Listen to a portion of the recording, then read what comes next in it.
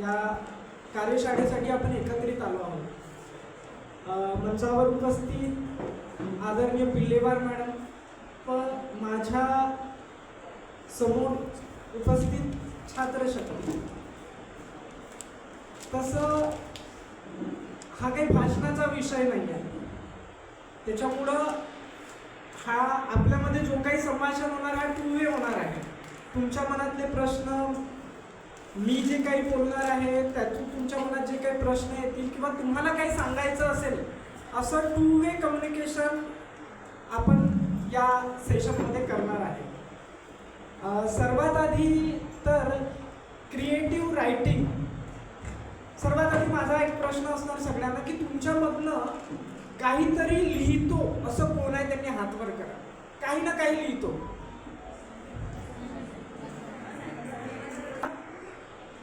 सगळ्यात आधी creative writing, सृजनात्मक लेखन म्हणजे काय आणि त्याचे काय फायदे आहेत आणि त्याच्यामुळं काय होतं आणि क्रिएटिव्ह रायटिंग कधी तुम्ही करू शकता.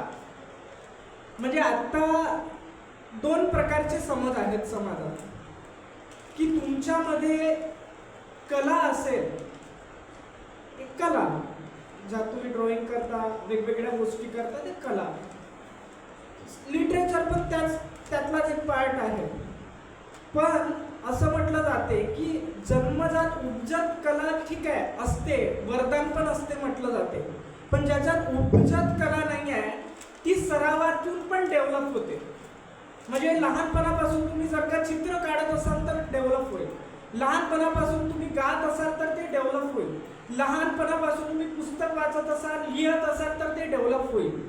त्याच्यामुळे ते उपजत जरी असलं किंवा तुम्ही जेव्हा जन्माला आले ते एक दैवी जरी असलं तरी तुम्ही जर का त्याच्यावर अभ्यास केला, तुम्ही त्याच्यावर प्रयत्न केला तर त्याच्यामध्ये क्रिएटिव्हिटी येत जाते आणि तुम्ही त्याच्यात चांगलं नंतर येणाऱ्या काळात तुम्ही त्याच्यात चांगलं करू शकता.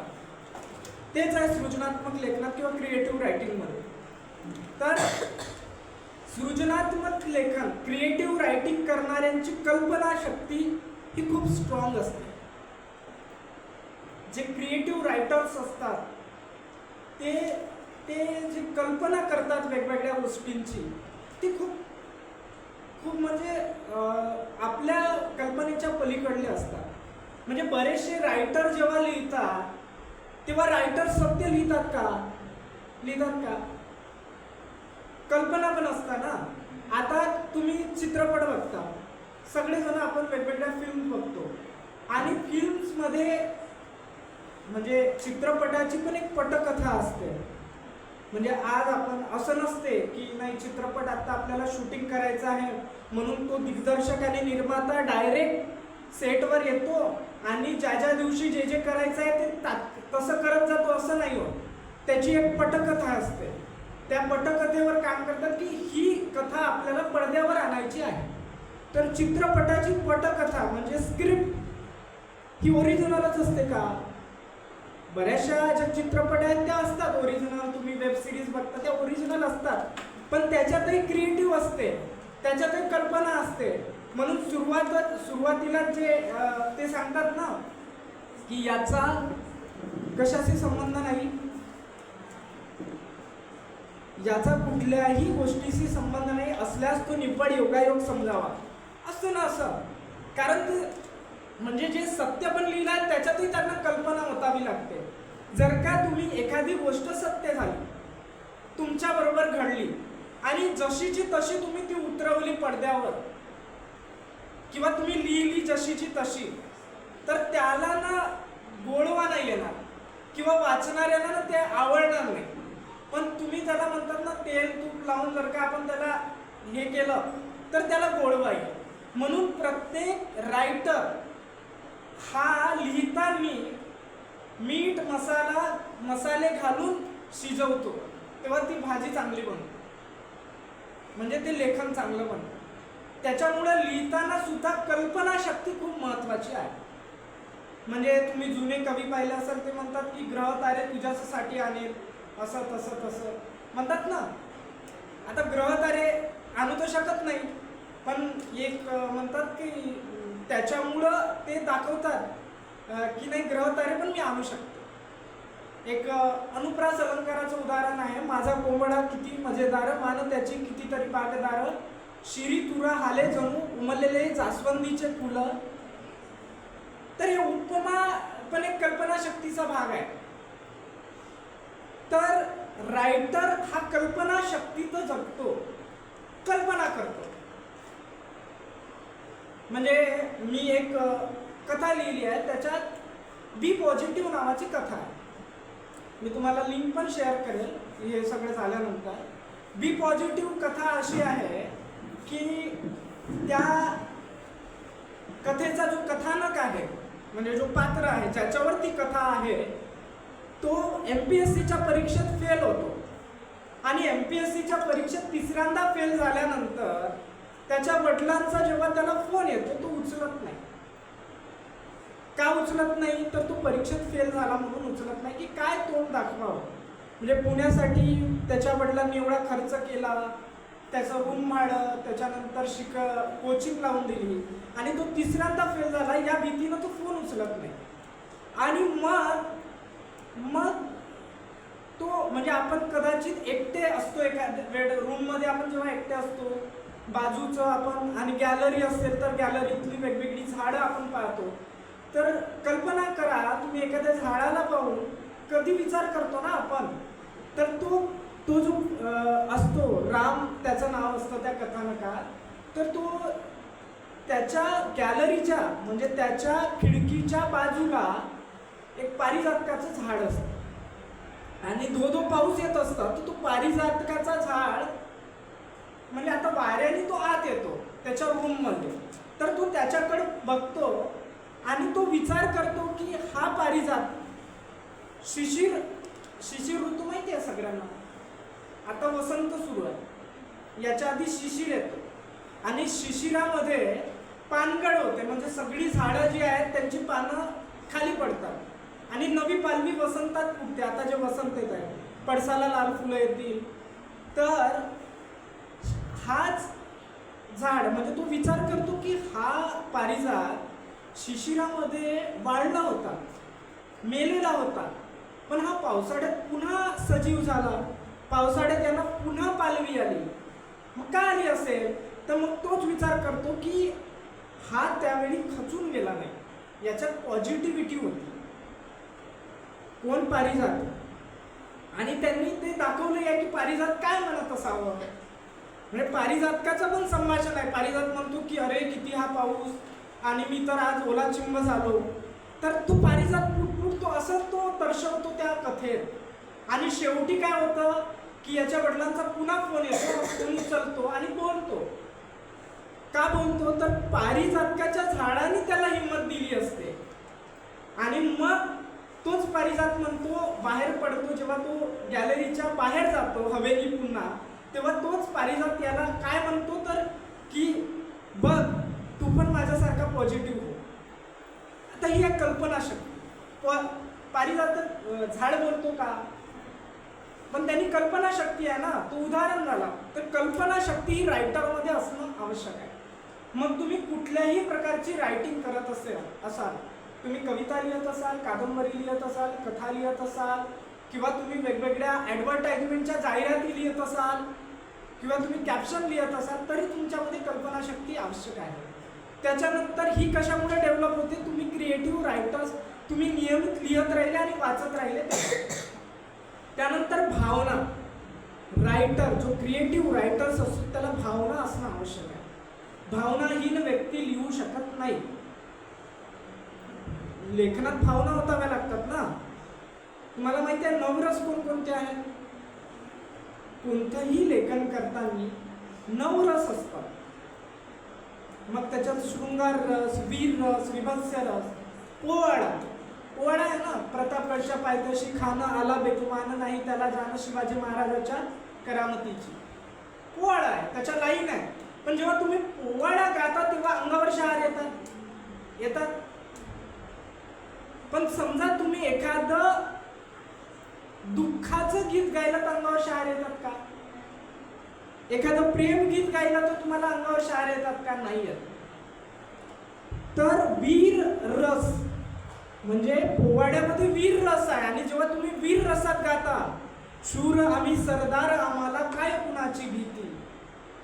इवन आपण जेव्हा म्हणतो की आता आपण महाराष्ट्र गीत गायलं की काळ्या दगडावरी कोरली अभिमानाची लेणी, पोलादी मनगटे झेलती खेडती खेड जीव घेणी. तर आपोआपच याच्यामुळे अंगावर शहारे येतात. तर जेव्हा हा वीर रस हा 9 रसातला एक प्रकार आहे. शृंगार रस, जेव्हा तुम्ही कविता म्हणता तेव्हा शृंगार रस येतो. प्रेम कविता असेल किंवा ज्याच्यातून शृंगार येतं ते कविता शृंगार रसात लिहिली असते. त्याच्यानंतर एखाद्या याच्यातून दुःख प्रकट होत असेल तर ते करुण रस असतं. तर 9 रस ज्या लेखनात 9 रसाशिवाय तुम्ही लिहू शकत नाही, आणि भावना पण त्याच्यावरच डिपेंड आहे. त्याच्यामुळे तुम्हाला क्रिएटिव्ह रायटर्स व्हायचं तर तुम्हाला भावना असणं आवश्यक आहे. भावनाहीन व्यक्ती लिहू शकत नाही. मग भावना बदलत जातात. भावना म्हणजे जर आता लेखक कुठं लिहितात, म्हणजे सुरेश भटांचं उदाहरण आहे. सुरेश भट नावाचे काय सगळे, आता सुरेश भटांनी एक गझल लिहिली आहे. इतकेच मला जाताना सरणावरती कळले होते, मरणाने केली सुटका जगण्याने छळले होते. बघा काय म्हणतात, इतकेच मला जाताना सरणावरती कळले होते, मरणाने केली सुटका जगण्याने छळले होते. काय भावना राहिली असेल हे लिहिताना, काय राहिली असेल?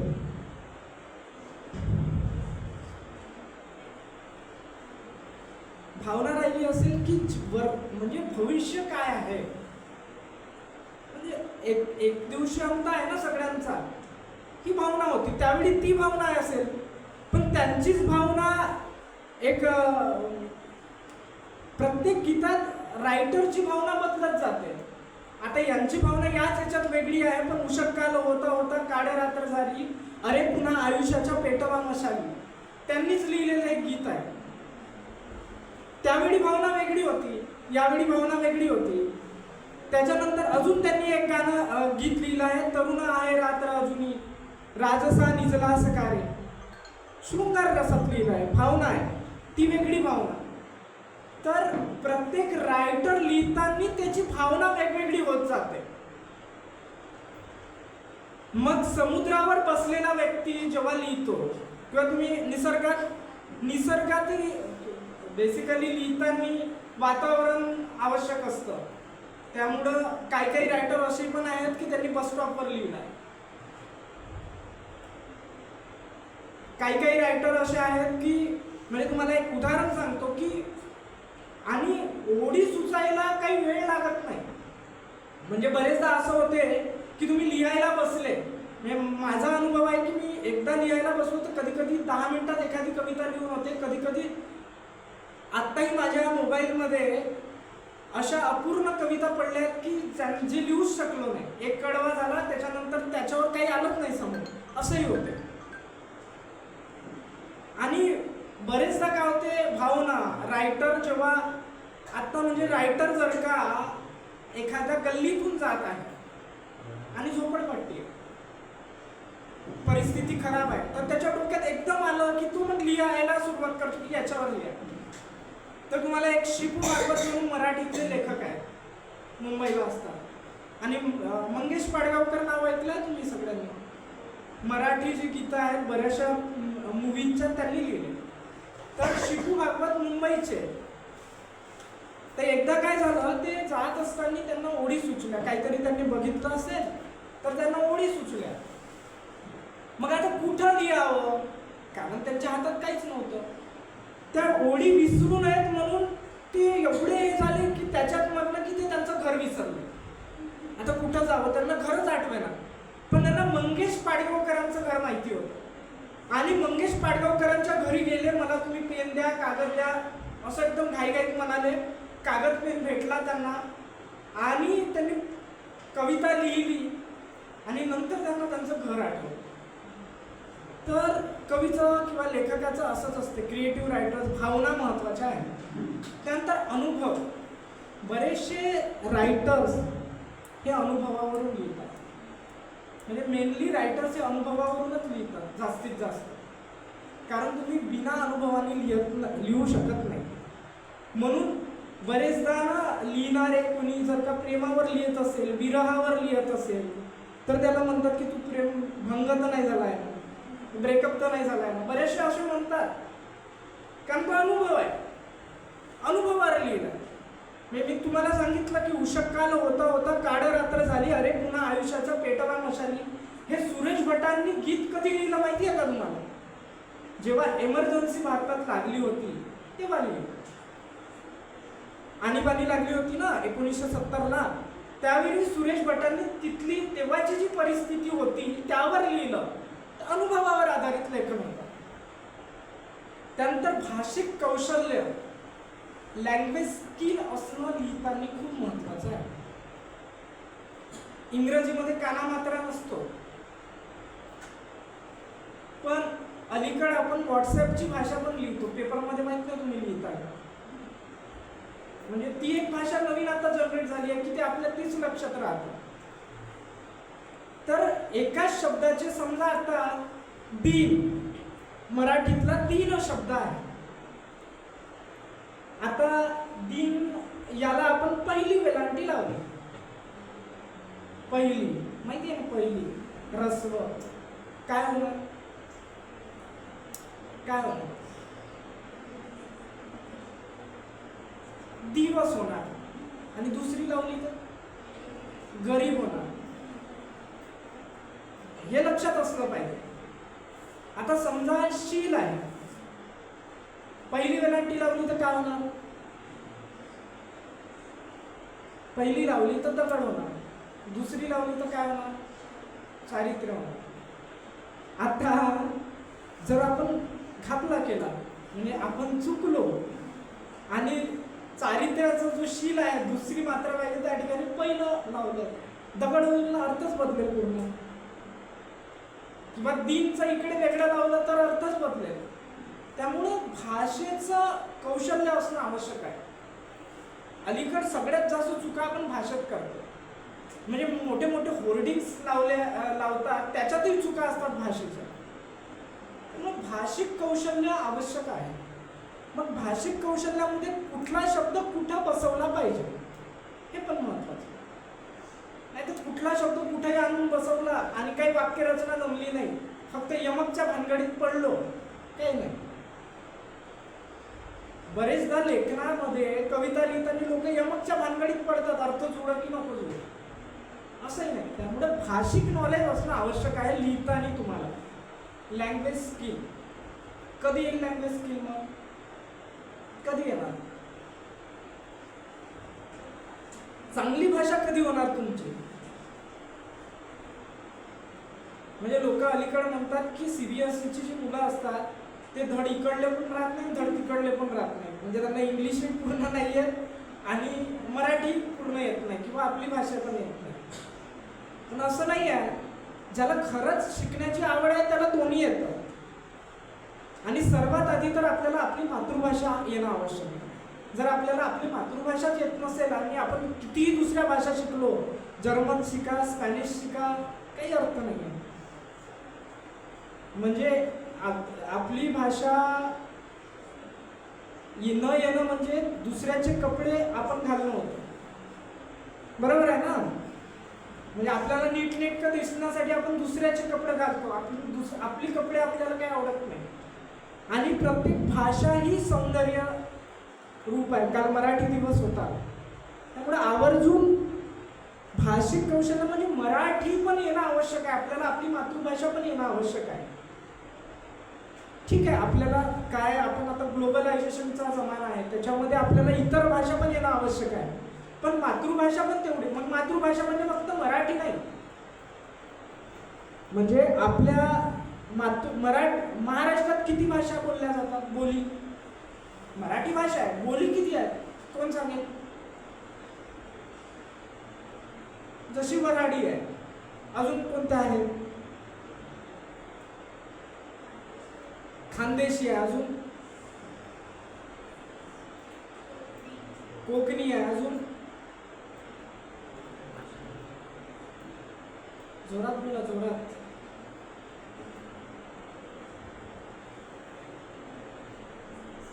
सांगा सांगा, तुम्हाला जे आजूबाजू आपल्या गावामध्ये पण 2-3 भाषा बोलतात बरं लोक, असतात भाषा.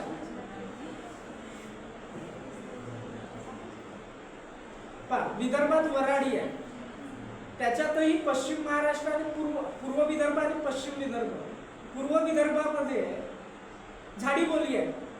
गडचिरोली, चंद्रपूर, भंडारा आणि गोंदिया आणि नागपूरचा काही भाग, या भागात झाडी बोली म्हणतात.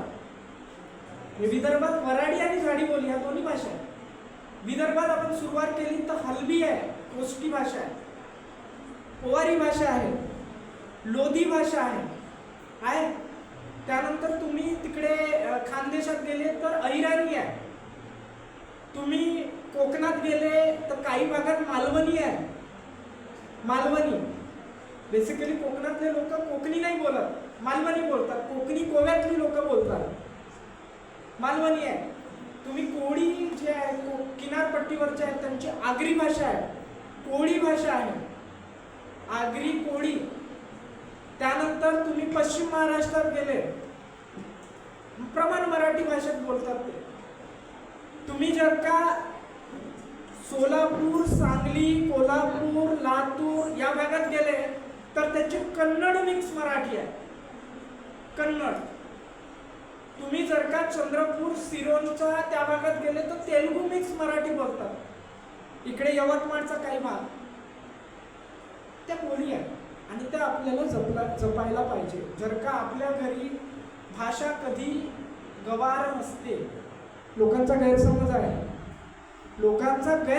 बोली भाषा कधी जर का तुम्ही मराठी भाषेत तुले मले जे काही बोलत असाल काही चुकीचं नाही आहे, भाषा आहे, शेवटी भाषा आहे ना. त्याच्यानंतर आणि आपल्या घरी जर का तुम्ही तुमच्या घरचं बॅकग्राऊंड त्या भाषेत असेल तर आपल्या घरी ती भाषा येणं आवश्यक आहे. म्हणजे कारण भाषा ही माणसाला जोडते. जर का तुम्ही मी तुला एक उदाहरण सांगतो. मी अमरावतीत एकदा गेलो होतो आणि मला एक पोवारी भाषेतला व्यक्ती भेटला. आता मला थोडी पोवारी येते, मी त्याच्याबरोबर त्या भाषेत बोललो. त्याला आपुलकी वाटली की हा माझ्याकडला कोणीतरी आहे. तर भाषा आपुलकी निर्माण करते, त्याच्यामुळं भाषा ही कधीच गवार नसते. म्हणून सगळ्या भाषेत आणि वेगवेगळे रायटर्स पण जेव्हा लिहितात ना तर त्यांचे डायलॉग ह्या स्थानिक भाषेतले असतात. बरेचशा रायटरच्या जेव्हा तुम्ही कादंबऱ्या वाचा तर जर का विदर्भातला कोणी रायटर असेल तर तो जे काही बोलतो ना त्याचे जे काही डायलॉग्स लिहिले असतात, संवाद लिहिले असतात ते इकडल्या भाषेतले असतात. कारण वाचणाऱ्याला ते आपलेसे वाटतात. नाहीतर तुम्ही अख्खा प्रमाण मराठीत बोलले तर ती भावनाच निर्माण होत नाही की काय हा तिकडला परग्रहातून आल्यासारखे वाटते काही लोकांना. त्यामुळं भाषा जपली पाहिजे, भाषिक कौशल्य आपल्यामध्ये असलं पाहिजे चांगलं लिहिण्यासाठी. आता लेखनाचे कोणकोणते क्षेत्र आहेत, कोणकोणते आहेत कोण सांगेल? लेखनाचे वेगवेगळे प्रकार आहेत. काय काय लिहू शकता तुम्ही?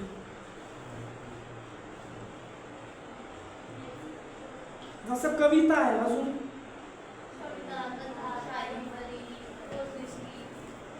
अजून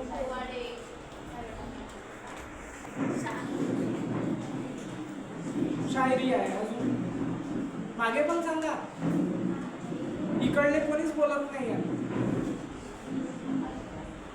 विरोध आहे का तुमचा साहित्याला? आता इकडले काही बोलणार नाही, इकडले बोलते आणि मनातल्या मनात नका बोलू. सांगा सांगा, तुम्हाला जे येतं ते सांगा.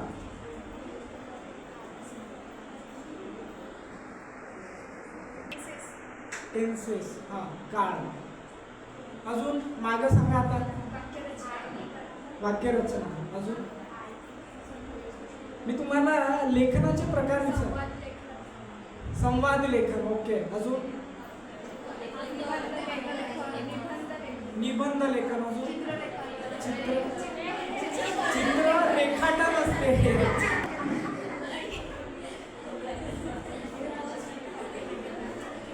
अजून अजून सांगा.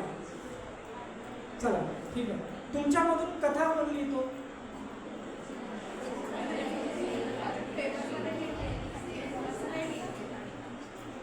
कादंबरी कोण लिहितो? लिहिली नाही. ठीक आहे, लिहितो किंवा वाचतो. ठीक आहे. कथा कोण लिहितो वाचतो? वाचतो. ठीक आहे. सगळ्यात आवडलेली कथा कोणती आहे? कोण सांगेल? म्हणजे मी 3-4 वर्षामध्ये नोटबुकमध्ये वाचत होती. असंच बेसिक वर्षामध्ये सांगते, ब्रीफमध्ये सांगत. ते गांधीजी महाराज होते ना, तर तेव्हा त्यांनी ते भारत छोडो आंदोलन चालू होतं ना, तेव्हा मुली त्यांना शिवीगाळ वगैरे केली होती. तर ते असं उदाहरण देऊन सांगत होते दुसऱ्याला की लेखन म्हणजे तुम्ही कोणत्या कोणत्या क्षेत्रात लिहू शकता, काय काय लिहू शकता ते मी सांगतो.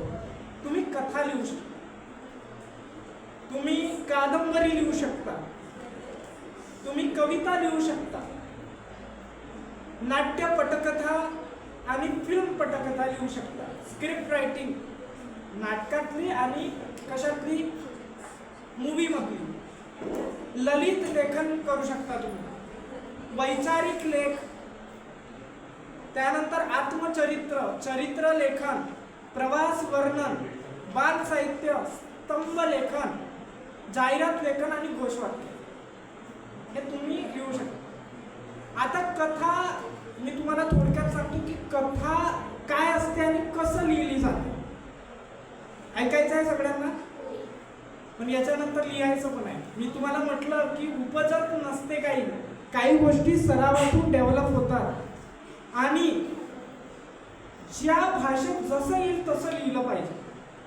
मी काय म्हटलं, येते ना वऱ्हाडी भाषेत, लिहा ना तुला मले हे ते काही फरक पडत नाही. समजणं आवश्यक आहे, भावना व्यक्त होणं आवश्यक आहे. कथेचे 3 टाइप्स असतात. कथा तुम्ही 3 पद्धतीनं लिहू शकता. किती पद्धतीनं? एक आहे लघुकथा, साधारणतः 1.5 पेजची असते लघुकथा, म्हणजे छोटीशी. त्याच्यानंतर दीर्घकथा असते. दीर्घकथा बरेचदा 100 पेजची असते, एक पुस्तकच असते त्याच्यावर. मग त्याच्यात वेगवेगळे प्रसंग असतात, त्यामुळं ती मोठी बनते. तर बनकरवाडी नावाची एक कथा आहे, बनकरवाडी. तर त्याच्यात एकाच गावातले सगळे प्रसंग आहेत, त्यामुळे एक कथा आहे. त्याला आपण कोणती कथा म्हणणार? दीर्घकथा, जास्त पेज. आता नवीन प्रकार अलीकडे आलाय, अलग, अति लघुकथा. 4-5 ओळींचीच ती कथा असते.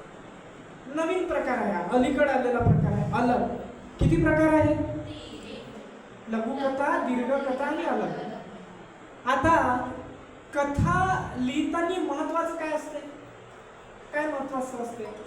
एकतर तुमचं कथानक. कथानक म्हणजे काय? तर तुमचा कथेतला मेन गाभा काय, मेन जसं आता मी तुम्हाला ती कथा ऐकवली, बी पॉझिटिव्ह, त्याच्यातलं मेन कथानक काय होतं? गाभा काय होता? की व्यक्तीने सकारात्मक राहिलं पाहिजे. संपलं. आता आपण जेव्हा मी लिहायला बसलो तेव्हा एकच विषय होता की पॉझिटिव्हिटीवर आपल्याला लिहायचं आहे. मग ते कॅरेक्टर कसे मांडायचे आहेत ते वेगळं. कथा लिहिताना कथानक महत्वाचं आहे, म्हणजे तुम्ही काय लिहिणार. अजून काय महत्वाचं आहे?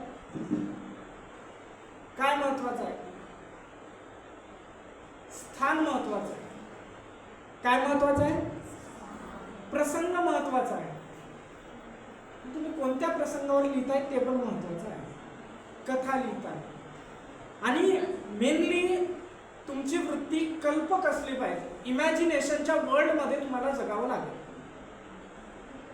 कशा? इमॅजिनेशनच्या वर्ल्डमध्ये. दुसरं, तुम्हाला वाचावं पण लागेल, कारण कथा मेनली भूतकाळात लिहिली जाते. कोणत्या काळात? बऱ्याचशे जे प्रसंग आहेत ते वर्तमानातले पण घेता येतात, पण भूतकाळात कथा लिहिली जाते. आणि कथा लिहिताना की मी तुम्हाला म्हटलं की प्रसंग महत्वाचे आहे. आता मी तुम्हाला एक कथा म्हणजे मीच लिहिलेली एका याचा प्रसंग सांगतो आणि त्याचं तुम्ही कथानक मला सांगा शॉर्टमध्ये.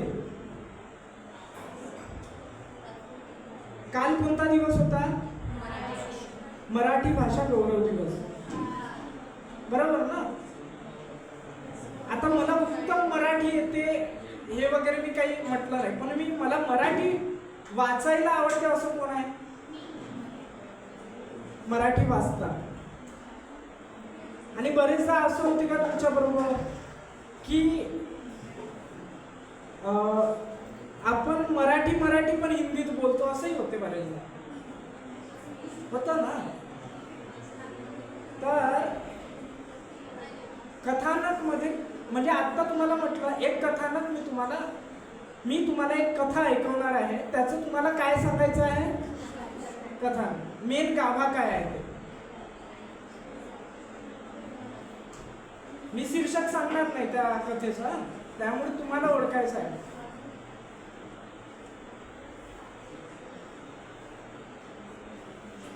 आवडेल ना कथा ऐकायला?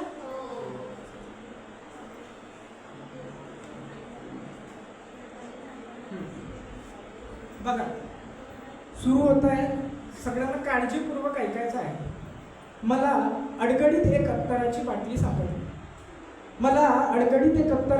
सापडली. अगदी भरली होती पूर्ण. साधारणतः एकात दोन थेंब कोणीतरी उपयोगात आणले असावे मला लक्षात आले. त्या बाटलीचा आकार देखील सुरेख होता. एखादा जुना खजिना शोधताना मौल्यवान वस्तू हातात सापडावी असंच माझ्यासोबत झालं होतं. मी सारखा त्या बाटलीला न्याहाळत होतो. मी काही नवीन आणि मौल्यवान शोधल्याचा गर्व एवढा होता की मी स्वतःचीच पाठ स्वतःच थोपडत होतो. किती मोठी वस्तू आपण शोधून काढली, एव्हाना घरच्यांना तर आपली कदरच नव्हती. पण मी आता त्या सर्वांना दाखवून देणार की आज मी खूप मोठी वस्तू शोधून काढली. मनातल्या मनात मी स्वतःचेच गुणगौरव गात होतो. मी अलगद ती बाटली तिथून उचलली आणि तिचे झाकण न खोलताच इतरांना दाखवावी या हेतूने तिथून पडत सुटलो आणि थेट छपरात येऊन पोहोचलो. तिथे आजी सकाळची ऊन खात बसली होती. माझी आजी म्हणजे नऊवारीमध्ये सलवार कुर्ताच म्हणावं अशा आधुनिक विचारांची. त्यामुळं आमच्या दोघांची घट्ट मैत्री होती.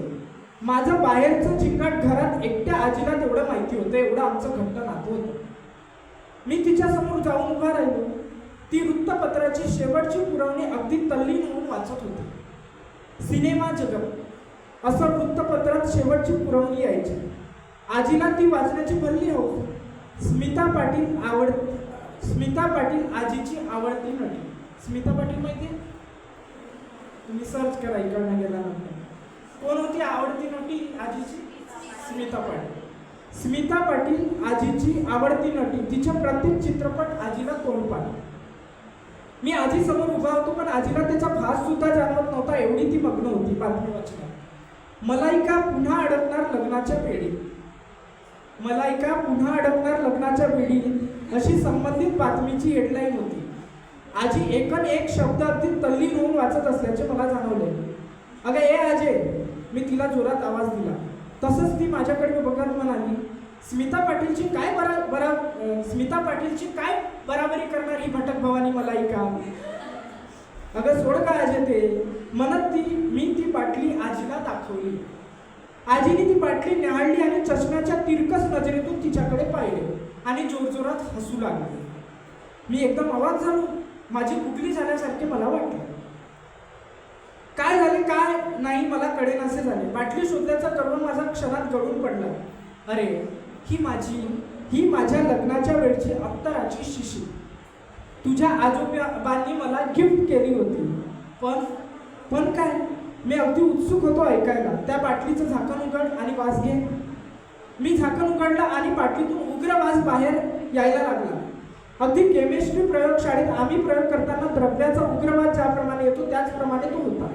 म्हणूनच आजीने त्याला सुवास म्हटलं नसेल. मी बाटली लगेच हातातून फेकून दिली. कळलं ती बाटली अडगडीत काय होती ते? अडगडीत म्हणजे स्टोरूम. ठीक आहे. तिचं बाह्य रंग पाहून तुला ती बाटली आकर्षक वाटली, पण आतील अत्तराच्या उग्रवासाने क्षणात ती बाटली तुला फेकून द्यावीशी वाटली. जीवन जगत असताना सुद्धा अनेक माणसे आपल्या अवतीभोवती पिंगा घालतात. त्यांची बाह्य सुंदरता पाहून आपण प्रभावित आणि मोहित होतो, परंतु प्रत्यक्षात त्यांच्यात उग्रपणा असतो या बाटलीसारखा. या उलट बरेच लोक बाह्य सुंदर नसतात, पण त्यांचे अंतरंग नेहमी लोकांना सुवासित करते.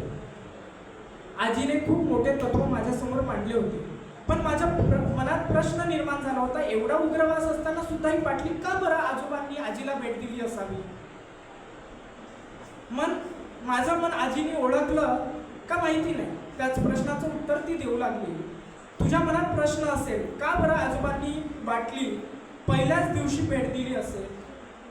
तुझे आजोबा चेहऱ्याने अगदी कर्कट काळे होते, त्यामुळे मला अजिबात पसंत नव्हते. पण माझ्या बाबांची इच्छा होती की या मुलासोबतच आपल्या मुलीचे लग्न व्हावे. बापाच्या समोर जाण्याच्या आमच्या पिढीची काय मजा. मी काहीच बोलू शकले नाही, पण तुझ्या आजोबांच्या हे लक्षात आले असावे, म्हणूनच त्यांनी या बाटलीच्या माध्यमातून एक प्रकारे खूप मोठे तत्व दिले. तेव्हापासून मनातून मी त्यांच्यावर प्रेम करायला लागले. ही घटना माझ्यासाठी बोधदायी ठरली. मी ती बाटली उचलली, तिचे झाकण लावले आणि पुन्हा अडगडीत त्याच ठिकाणी ती बाटली नेऊन ठेवली. काय आहे कथा?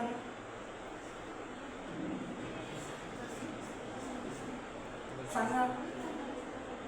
म्हणजे बाहेरून असं जज नाही केलं पाहिजे, असं नॉर्मल वर्डमध्ये बोलतात. कोणी असं खूप सॉफ्टवेअर दिसून मी खूप गंदे असतात, मी खूप असे करून दिसून मी खूप छान असतात. जसं दिसतं बरोबर आहे ना. तर याचं मेन याची ही कथा कशाभोवती फिरते पूर्ण? ही फिरते की माणसं कशी असतात, म्हणजे बाह्य सुंदरता आणि आंतर सुंदरता याच्यामध्ये फरक आहे. हा या कथेचं कथानक आहे. तर कथा लिहिताना कथानक महत्वाचं असतं. कसंही कुठलाही प्रसंग आपल्याला जोडता येत नाही. त्याच्यानंतर कादंबरीमध्ये वेगवेगळे अनुभव असतात. जर का तुम्हाला कादंबरी कशी असते ही वाचायची असेल तर ययाती वाचा.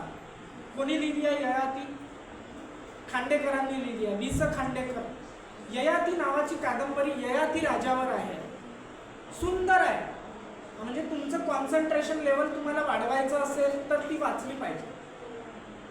मृत्युंजय कादंबरी आहे, कर्णावर लिहिली आहे. कर्ण माहिती आहे सगळ्यांना, ती पण वाचा. वाचल्याशिवाय तुम्ही लिहू शकत नाही. तुम्ही कितीही हुशार असणार तरी तुम्ही वाचणारच नाही तर तुम्हाला कळणार नाही की कसं लिहिलं जाते. त्यामुळे तुम्ही कादंबरी लिहायचं असेल तर तुम्हाला कादंबरी वाचावी लागेल. त्याच्यानंतर कविता. आता तुमच्यामधून कविता कोण कोण लिहितो? कवितामध्ये बघा, तुम्ही शायरी लिहू शकता, गझल लिहू शकता, चारोळी लिहू शकता, काही लिहू शकता. कोणीच लिहत नाही. लिहिण्याचा प्रयत्न केलाय. माझा ब्रेकअप झाला आणि मी कविता लिहायला घेतली, असंही नाही आहे का बरी?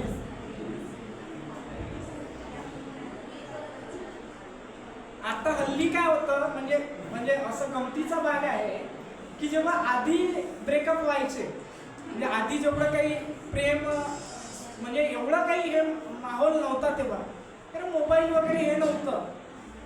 आता लोक मोबाईल मधून काय नियमित बोलतात, बॉन्डिंग होते, असं सगळं आहे. आधी मोबाईल नव्हतं त्यावेळी हे असं नसणार. तर तेव्हा ब्रेकअप व्हायचे किंवा प्रेम व्यक्त करायचं तर आधी पत्र लिहायचे. यायचे ना, तुम्ही ऐकलं असेल. आता पत्र नाही लिहत. किंवा आता ब्रेकअप झाला तर आधीचे लोक कविता लिहायचे असं म्हणतात. असेलही कदाचित, पण प्रत्येक कवी आणि प्रत्येक लेखक हा अनुभवातूनच लेखक कवी बनत नसतो. आता मी कविता लिहितो तर मी काय अनुभवावरून लिहत नाही, आणि प्रेमाच्या अनुभवातून मी कधीच नाही लिहिलं. तर आधी पत्र लिहायचे किंवा कविता लिहायचे. आता व्हॉट्सअपवर, आता समजा ब्रेकअप झाला तर फिलिंग सॅड व्हॉट्सअपवर, बरोबर ना? असं तसं म्हणजे आपण व्यक्त कुठे होतो की आपण डायरेक्ट दाखवतो. आताची जनरेशन दिखाऊ जास्त आहे. म्हणजे मी आक्षेप वगैरे घेत नाही कोणावर, पण आहे की आपल्याला दाखवायचं असते खूप. आणि हल्ली आपण प्रायव्हसीच्या खूप गोष्टी करतो. नाही, मला प्रायव्हसी हवी आहे. तुम्ही आवर्जून इकडे तुम्ही मराठी चित्रपट बघता का माहिती नाही. तुमच्याजवळ जर का Zee5चं सबस्क्रिप्शन असेल, म्हणजे आता तर तो थिएटरला तो पिक्चर नाही आहे, पालकांनी पण म्हणजे मॅडम वगैरे पण आहेत, त्यांना पण माझं हे सजेशन राहील. उत्तर नावाचा एक चित्रपट आला आहे आत्ता अलीकडे, आणि लक्ष्मीकांत बेर्डेचा मुलगा अभिनव बेर्डे आणि रेणुका शहाणे त्या पिक्चरमध्ये आहे. तर आताची जनरेशन आणि प्रायव्हसी याला घेऊन ते पिक्चर आहे की आत्ताच्या लोकांना प्रायव्हसी खूप आवश्यक असते, की प्रत्येक गोष्टीत नाही माझी प्रायव्हसी. मी याच्यावर एक आर्टिकल पण लिहिला आहे, पेपरला पण कॉलम लिहिला आहे पेपरला, तर मी ते तुम्हाला पाठवेल सुद्धा, ते पण तुम्ही अवश्य वाचा. पण ते चित्रपट बघितल्यावर तुम्हाला कळेल. त्यातला एक डायलॉग आहे, आईला कुठे असते प्रायव्हसी. काय आहे डायलॉग? विचार करा तुम्ही आज जाऊन, आईला प्रायव्हसी असते का आईला प्रायव्हसी? विचार केला पाहिजे. आणि प्रायव्हसी असणं म्हणजे काय? प्रायव्हसी असणं म्हणजे इंस्टाग्रामवर आपण सगळं आपलं आयुष्य दाखवत आहोत ना, पूर्ण सगळं आपलं आयुष्य माहिती आहे का खुलं झालंय सोशल मीडियामध्ये. आपल्याला वाटते आपण प्रायव्हसीमध्ये जगतो आहे, पण आपण दाखवतो आहे. स्नॅपचॅट टाकतो, आज हा प्रोग्राम आहे, त्याचं स्नॅप काढलं टाकलं, समोरच्या व्यक्तीला माहिती आहे तू कुठं आहे ते. कुठली राहिली प्रायव्हसी? म्हणजे आपण प्रायव्हसी उघड केली आहे सगळ्यांसमोर. आधी नव्हतं तसं. कवी जेव्हा कविता लिहायचे ना, त्याच्यातूनही लक्षात नाही यायचं की याला नेमकं काय म्हणायचं, बरोबर? तर आपण कवितेवर होतो. कविता लिहिताना कोणकोणत्या गोष्टी तुम्हाला लक्षात, ठीक आहे तुम्ही लिहत नसाल पण वाचत असाल कविता? वाचत पण नाही का? वाचता. तर वाचल्यानंतर तुम्हाला कविता कशी लिहिली असेल काय वाटतं? काय असते लिहिताना? काय म्हणजे काय मर्यादा असतील ते लिहिताना? कोण सांगेल?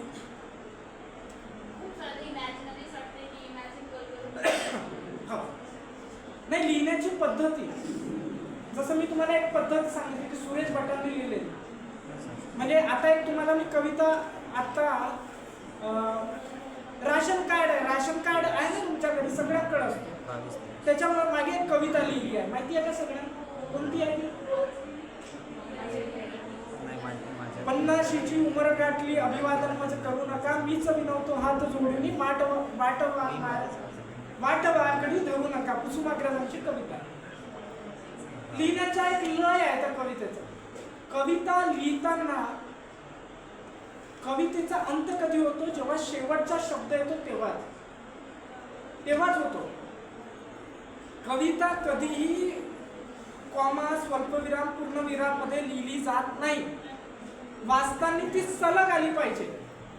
2 प्रकारच्या कविता असतात. मी त्याची उदाहरणं पण तुम्हाला सांगतो, म्हणजे माझ्याच कवितेतून. तर 2 प्रकारची, एक असते छंदात्मक कविता. कशी असते? छंद असतो, लिहिण्याची पद्धती असते. म्हणजे जर का दुसरी ओळ आहे त्या कवितेची, तर चौथ्या शब्द जो आहे ना तो मिळता जुळता येणार, छंदात्मक. आणि एक असते मुक्त छंदातली कविता, म्हणजे काही यमकच्या भानगडीत पडायचं नाही, जसं येते तसं लिहायचं. ती आहे मुक्त छंदातली कविता. बेसिकली लोक मुक्त छंदातल्या कविता लिहितात. तुम्हाला आता एक उदाहरण सांगतो कवितेतलं.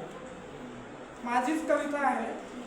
आता त्याच्यातली मुक्त छंदातली कोणती कविता आहे आणि छंदातली कोणती आहे हे तुम्हाला ऐकायचं आहे. आपसात चर्चा करू नका, चांगला विषय आहे.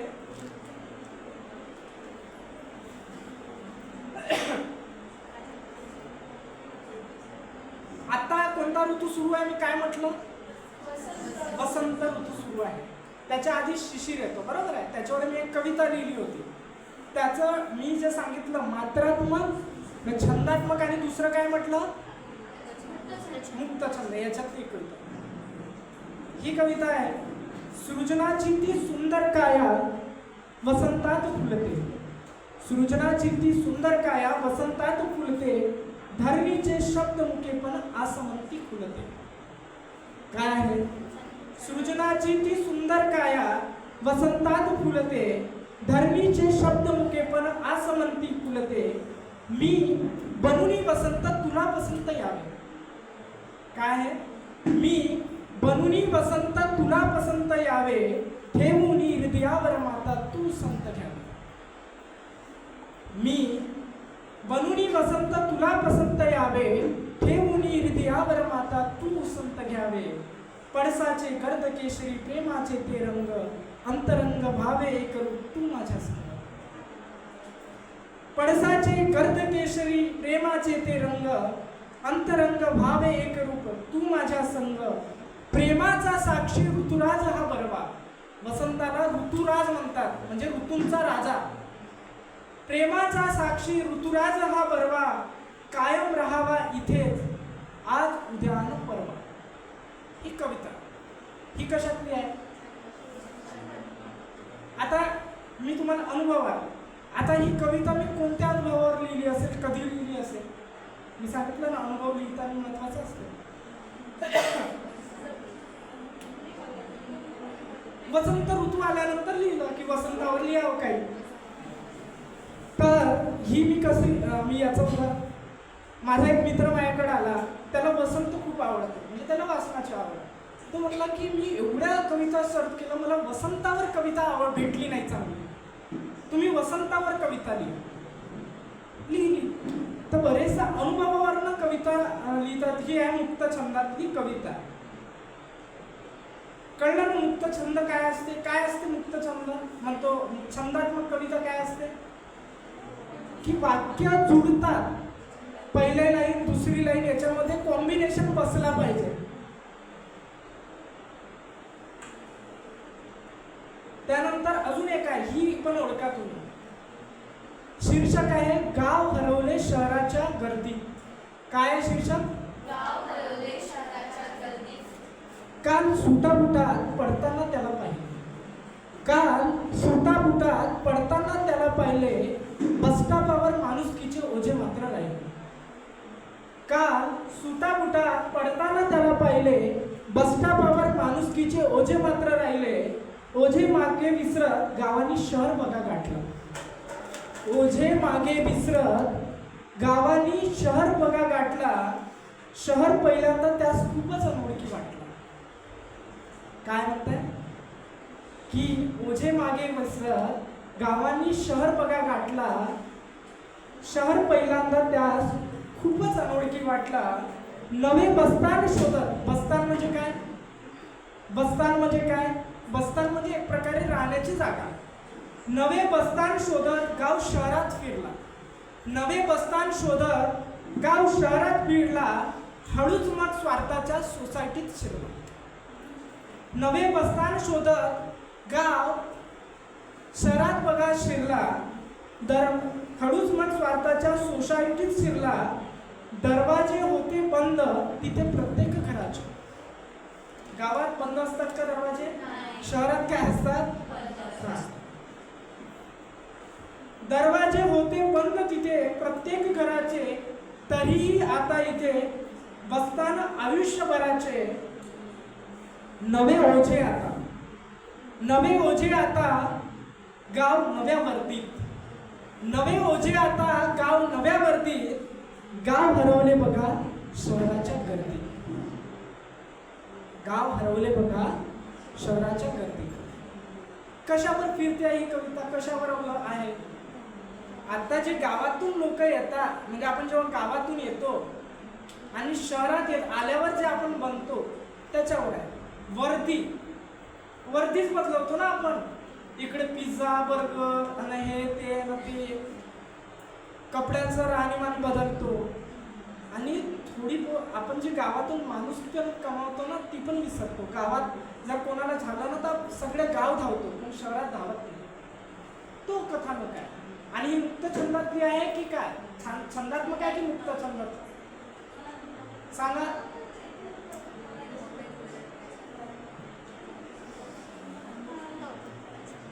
छंदात्मक आहे ना, मुक्त छंदात्मक आहे. तर छंद आणि मुक्त छंद, आता तुम्हाला लिहायचं असेल तर मुक्त छंदातही तुम्ही लिहू शकता.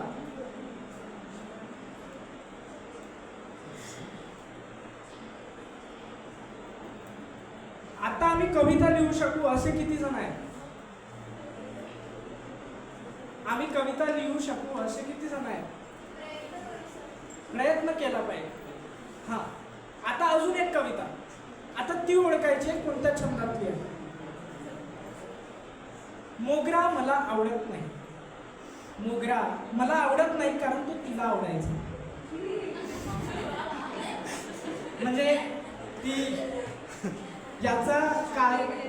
याचा वर्तमान गोष्टीशी काही संबंध नाही, ठीक आहे, आणि योगायोगही समजून नये, ठीक आहे. मोगरा मला आवडत नाही कारण तो तिला आवडायचा.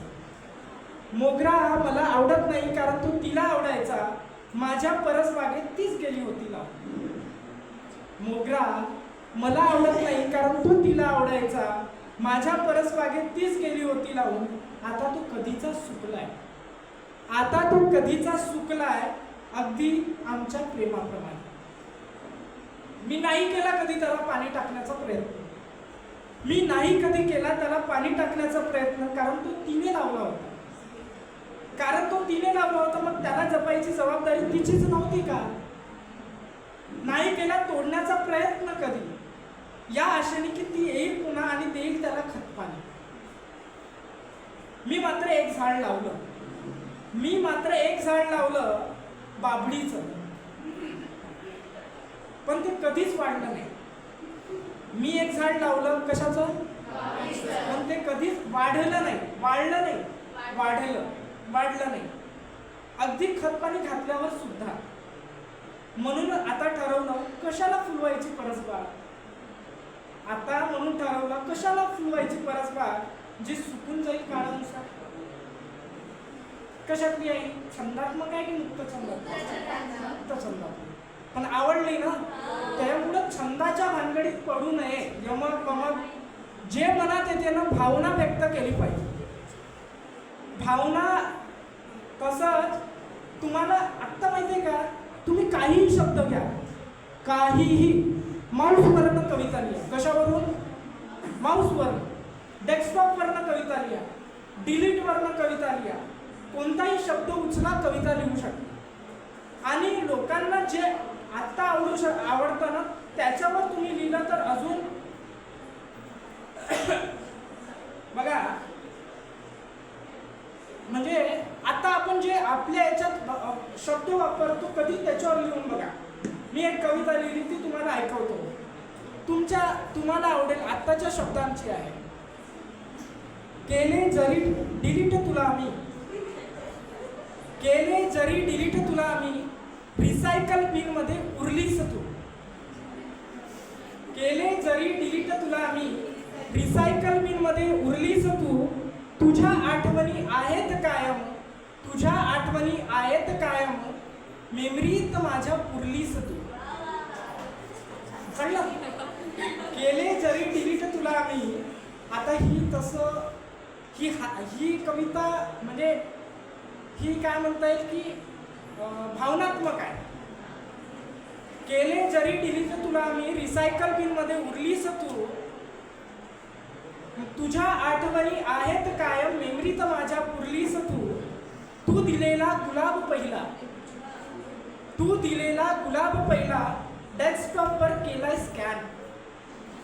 तू दिलेला गुलाब पहिला, डेस्कटॉपवर केलाय स्कॅन. कायम केले सेव तुला मी, कायम केले सेव तुला मी, मला जरी तू केलेस बॅन. कळलं?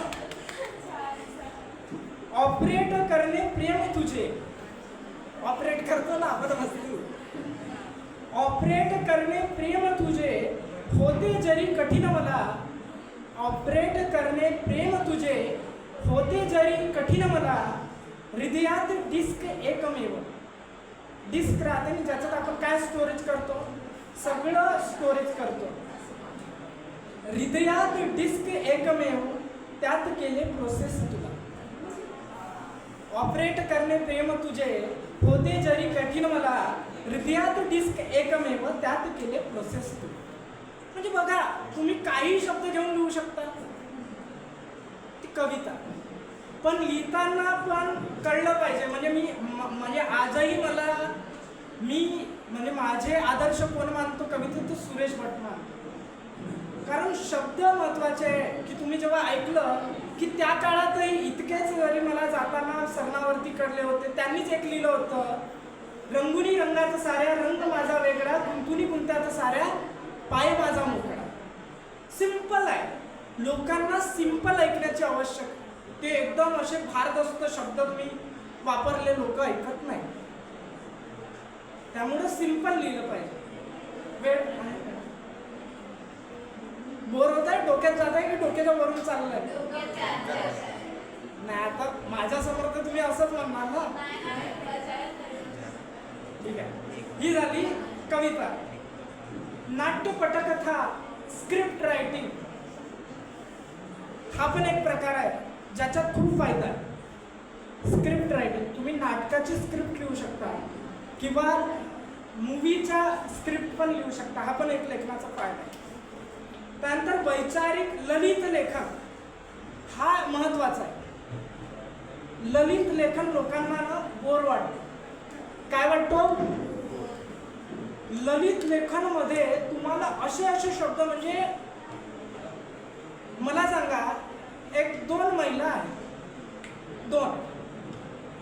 एकीने खूप अलंकार घातले आहेत. हा घातला, बांगड्या घातल्या, ते घातलं, म्हणजे एकदम सुंदर दिसेल ना, अलंकारिक दिसेल. आणि एक आहे काहीच नाही, तर बघताना लोकांना कोण आवडेल? माणूसाच, सुटाबुटातला माणूस आणि याच्यातला माणूस, अलंकारिक व्यक्ती आवडते. तसं ललित म्हणजे ललित लेखन म्हणजे भाषेला सौंदर्य देणे म्हणजे ललित लेखन. म्हणजे अशा डेफिनेशन द्यायच्या की भाषा एकदम अशी वाटली पाहिजे की एकदम तुम्हाला ऐकायला ती आवडेल. त्याला काय म्हणतो आपण? ललित लेखन. तर मराठीत ललित लेखनाचा प्रकार आहे. आणि मराठीला म्हणजे मी तुम्हाला म्हटलं होतं मगाशी, माझा कोंबडा किती मजेदार, मान त्याची कितीतरी बाकदार, शिरी तुरा हाले जणू उमलले जास्वंदीचे फुलं, किंवा एखादा शब्द म्हणजे काकाने काकूच्या कामाचे कागद कात्रीने कचा कापले, करिता काकाने काकूचे कान कापले.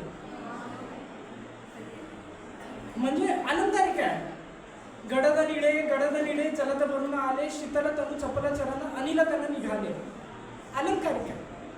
म्हणजे आपोआप ते ऐकल्यावर आपल्याला काहीतरी असं म्हणजे नवीन काहीतरी वाटतं. त्याला आपण काय म्हणतो? ललित लेखन म्हणतो. तर मी एक लिहिलं होतं, माझंच आहे, कवीची कविता होताना. काय आहे? ललित. आणि ललित लेखन शॉर्ट मध्ये असतो. शॉर्ट मध्ये म्हणजे तुम्ही अर्धा पेजचं पण लिहू शकता. तर बघा, मी कामातून सवड काढून कवितेशी जवळीक करतो. तर कविता सजीव आहे का? मग याच्यात तो जवळीक करतो. म्हणजे बघा की कल्पनाशक्ती. म्हणूनच बरेचदा माझे मित्र मला उत्सुकतेने विचारतात, काय रे एवढ्या व्यस्त शेड्यूलमध्ये कविता कशी काय सुचते तुला? मला विचारतात. कारण माझं आता PhD झालं, म्हणजे माझी फील्ड साहित्याची नाही आहे, मी सोशल वर्कर आहे, पण मी कविता लिहितो. तर माझे मित्र आणि वेगवेगळ्या याच्यातही मी कविता लिहायची. मला ठरलं 2-3 दिवसातून एक कविता लिहायची. विचारतात की एवढं व्यस्त शेड्यूल असतो दिवसभरात, तर लोक थकवा कसे घालतात? झोपतात. एखाद्याला थकवा घालायचा असेल तर झोपतात. मला थकवा घालायचा असेल तर मी कविता लिहितो. तर काय एवढ्या व्यस्त शेड्यूलमध्ये कविता कशी काय सुचते तुला? आता त्यांना काय उत्तर द्यावे? आणि दिलेही तर ते एकतर मला पागलात काढतील किंवा ते त्यांच्या डोक्याच्या वरचं असेल. कविता आणि कवी कविता आणि कवी हे दोघेही एक दुसऱ्याला पूरक आहेत. कवितेशिवाय कवीचे जीवन म्हणजे प्रेयसी वाचून एकांत म्हणावे लागेल. काय आहे ललित? कवीचे जीवन म्हणजे प्रेयसी वाचून एकांत म्हणावे लागेल. प्रेयसी म्हणजे कोण? कवी सृजन करता आहे तर कविता त्याचे सृजन.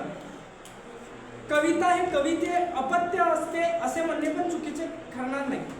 समोर बघा, एक मजेशीर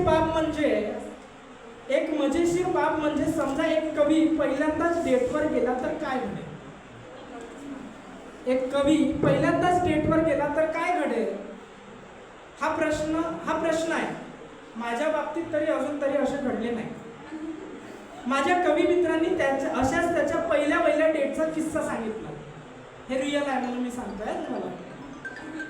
पहिल्या डेटला शक्यतोवर प्रियकर गुलाब घेऊन जातात. बरोबर आहे ना? पहिल्या डेटला गुलाब घेऊन जातात, गुलदस्ता घेऊन जातात. हा पट्टा मात्र स्वतःचा प्रकाशित कविता संग्रह घेऊन गेला. पहिल्या डेटवर स्वतःचा प्रकाशित कविता संग्रह घेऊन गेला. भेट झाली, हाय बाय झाले. कवी महोदय अगदी स्तब्ध होते. शेवटी मुलींनीच पुढाकार घेत स्टार्टर मध्ये काय घेणार? जेवणाच्या आधी आपण स्टार्टर घेतो ना. स्टार्टर मध्ये काय घेणार मित्राला विचारले. तो काय म्हणावा त्यांनी? कशाला हवाय स्टार्टर? कोण म्हणला? तो कवी म्हणला. कशाला हवाय स्टार्टर? तिने विचारलं त्याला स्टार्टर मध्ये काय घेणार. आता हा काय म्हणावा यांनी? स्टार्टर साठीच मी कविता संग्रह आणलाय. स्टार्टर साठीच म्हणजे जेवण येईस्तोवर मी तुला माझ्या सगळ्या कविता ऐकावेल असा त्याचा उद्देश होता. म्हणून तो म्हणतो की स्टार्टर साठी तर मी कविता संग्रह आणलाय, तुला ऐकाव्यास. तो तिला म्हणाला. समोर काय होणार आहे तुमच्या लक्षात आले असं. त्याच्यामुळे त्यानंतर कोणतीही मुलगी त्याच्याबरोबर डेटवर गेली नाही. तो थेट अरेंज मॅरेज करत पोल्यावर चढला. नशिबानं बायको मराठी विषयाची शिक्षिका मिळाली. आता मित्र कविता लिहितो आणि मॅडम त्यात शुद्ध लेखनाच्या चुका काढतात. कवी म्हटला की त्याला चंद्र चांदणे घरचेच वाटतं. बरोबर आहे ना? घरचेच वाटतं. त्यांना आकाशातून जमिनीवर उतरवण्याची मनीषा फक्त तोच बाळगू शकतो. कधी कधी तर कवी उपमा अलंकार आणि अनुप्रास अलंकार गळ्यातच घालून झोपतात की काय असे वाटते. प्रश्न निर्माण होतो. उपमा अलंकार हे दागिने नाही बरं. उपमा अलंकार माहिती आहे ना? एखाद्याला उपमा देणे, तू चंद्रासारखी दिसतेस, उपमा आहे. अनुप्रास अलंकार म्हणजे फुगवून सांगणे. तो मुळात तसा नाहीच आहे. फुगवून सांगणे. तर हा काय म्हणतो की कवीला वाटतं की उपमा आणि अनुप्रास अलंकाराचे गळ्यात घालूनच तो झोपतो. त्यानंतर श्रीपू भागवतांचा किस्सा यात आहे, ते मी तुम्हाला सांगितलं. कवितेचे विश्व कवीसाठी अथांग आहे. त्याला कुठलेही काट नाही किंवा कुठलेही मृत्यू नाही. म्हणूनच कविता कवीला अमरत्व प्राप्त करून देते म्हणणे वावगे ठरणार नाही. कवीला मित्राच्या गराड्यापेक्षा कवितेचा गराडा अधिक प्रिय असतो. तो आपल्याच कवितांच्या पात्रांशी हितगुज करतो. म्हणून बरेचदा कवीला न ओळखणारी व्यक्ती त्याला पागलाच्या श्रेणीत बसवते, पण कवीला त्याने काही फरक पडत नाही. तर आपलं वेळ तसा आपण खूप वेळ घेतलाय ना, त्यामुळं आपण शेवटच्या याच्याला जाऊ. तर हा आहे ललित लेखन. आता शेवटी एकच आहे की तुम्ही जर का उत्तम लेखक झाले किंवा तुम्हाला उत्तम लिहायचं असेल तर तुम्ही सर्वात आधी वाचलं पाहिजे. वेगवेगळे काय केलं पाहिजे? तुम्ही काहीही वाचा, तुम्हाला जे आवडेल ते वाचा. होतं ठरवलं नाही पाहिजे की कोणी सांगितलं तू हे वाच. एक होता कारवार. तुम्हाला मराठीतला प्रत्येक व्यक्ती वाचताना पहिल्यांदा म्हणेल की एक होता कारवार वाच. मी तुम्हाला सजेस्ट करेल की एक होता कारवार वाचा. एक होता कारवार. नव्यानं सुरुवात करायची आहे. पण तुम्हाला ती आवडत नसेल तर तुम्ही दुसरं काहीतरी वाचा. विनोदी वाचा. हे नका वाचू जे तुम्हाला रटाळवाणं वाटते, ते पण नका वाचू. चिवी जोशी मराठीतले लेखक आहे, व्यंगात्मक लिहितात, त्यांचे पुस्तकं वाचा. मी सध्या गुंड्या भाऊ नावाचे त्यांचे पुस्तक वाचतो, तुम्हाला आवडेल. वाचल्याने तुमचा शब्दसाठा वाढतो, तुम्हाला बोलता येतं लोकांसमोर, कम्युनिकेशन स्किल आपोआप वाढते. वाचल्याशिवाय वाचाल तर वाचाल, एवढंच आहे. वाचल्याशिवाय काहीच येणार नाही. तुम्ही जर का वाचाल तर तुम्ही एकदम चांगले कंटेंट रायटर बनाल, आणि कंटेंट रायटरची खूप आत्ता मार्केटमध्ये व्हॅल्यू आहे. अमूलची जाहिरात तुम्ही सर्च करा, उत्तम कंटेंट राहते, कंटेंट रायटर त्यांना प्रोव्हाइड करतो. किंवा निवडणुकीच्या काळात कंटेंट रायटरला खूप महत्त्व राहतं, कंटेंट लिहून द्या. कंटेंट रायटर, सोशल मीडिया पोस्टसाठी कंटेंट रायटरची आवश्यकता असते. पण हे सगळं तेव्हाच होईल जेव्हा तुम्ही वाचत असाल आणि क्रिएटिव्ह वाचत असाल तेव्हा. त्याच्यामुळे आधी वाचलं पाहिजे, मग लिहिलं पाहिजे. आणि मी तर म्हणतो काही ना काही लिहा, जसं येत असेल ना, मराठी भाषेत लिहा, पण लिहा. जोपर्यंत आपण लिहिणार नाही. आणि सध्याच्या जगात AI ला पण कंटेंटची आवश्यकता आहे. AI ला कंटेंटची आवश्यकता आहे. आणि अलीकड NEP नवीन शैक्षणिक धोरण आलं, माहिती आहे तुम्हाला? नवीन शैक्षणिक धोरण 2020ला लागू झालं. त्याच्यानंतर सगळे कोर्सेस स्थानिक भाषेत येतील. मेडिकल मराठीत येईल, इंजिनिअरिंग मराठीत येणार आहे. त्यांनाही लोक पाहिजे आहे. सध्या एक अनुवादिनी डिपार्टमेंट आहे शिक्षा मंत्रालयात, त्यांना मराठी ट्रान्सलेशनसाठी लोक भेटत नाही. चांगला पगार आहे.